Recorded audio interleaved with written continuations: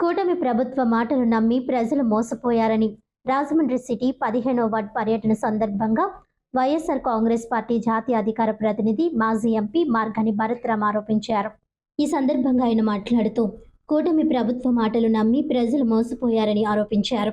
ఈ వార్డుల్లో రెల్లి కులస్తులు, ఎస్సీలు, బీసీలు అధికంగా ఉన్నారని, బలహీన వర్గాలకు జగనన్న ప్రభుత్వం అండగా నిలిచిందని పేర్కొన్నారు. చంద్రబాబు నాయుడు మోసపూరిత హామీలతో అధికారంలోకి వచ్చి ఒక్క హామీని కూడా నెరవేర్చకుండా ప్రజలను నిరాశపరిచారని విమర్శించారు. రాజమండ్రి నియోజకవర్గంలో స్థానిక ఎమ్మెల్యే వ్యవహార శైలిపై కూడా ఆయన తీవ్ర ఆరోపణలు చేశారు. ప్రజా సమస్యలను పట్టించుకోకుండా కమిషన్ల రాజకీయాలు కొనసాగుతున్నాయని అన్నారు.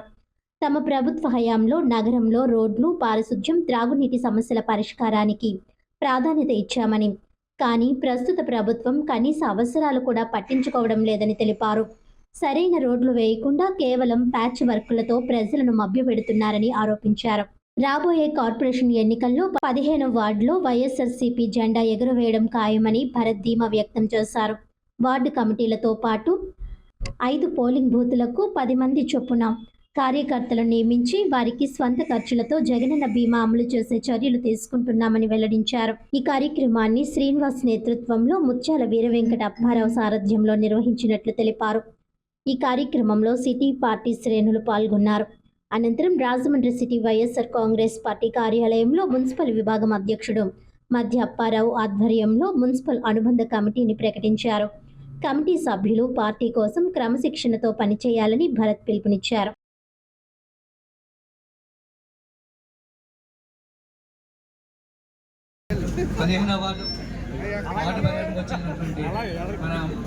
మార్గాని భరత్రామ్ గారికి ఈ వార్డులో చాలా సమస్యలు ఉన్నాయి. జీవితాల్లో వెలుగులు తీసుకొచ్చే కార్యక్రమం మేము చేస్తాం.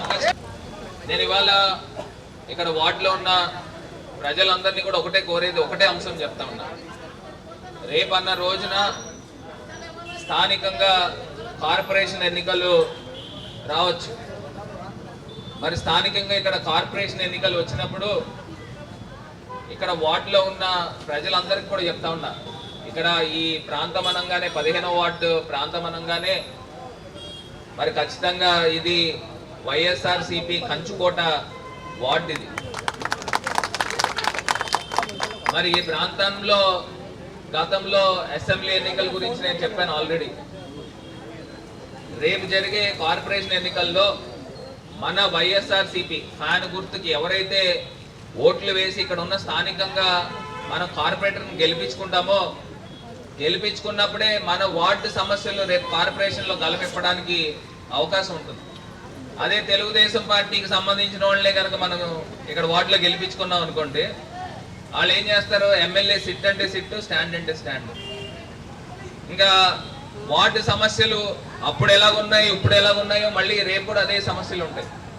అదే వైఎస్ఆర్సీపీ కార్పొరేటరే కనుక ఇక్కడ మన ప్రాంతంలో గెలిస్తే రోజు వార్డులో తిరిగి వార్డులో ఏమైతే సమస్యలు ఉన్నాయో, డ్రైనేజ్ వ్యవస్థ బాగోపోయినా, లైట్లు వేయకపోయినా, లేకపోతే మీకు ఏమన్నా చిన్న చిన్న ఇబ్బందులు ఉన్నా ఇవన్నీ కూడా కార్పొరేషన్లో మాట్లాడి చేయించడానికి మరి అవకాశం ఉంటుంది.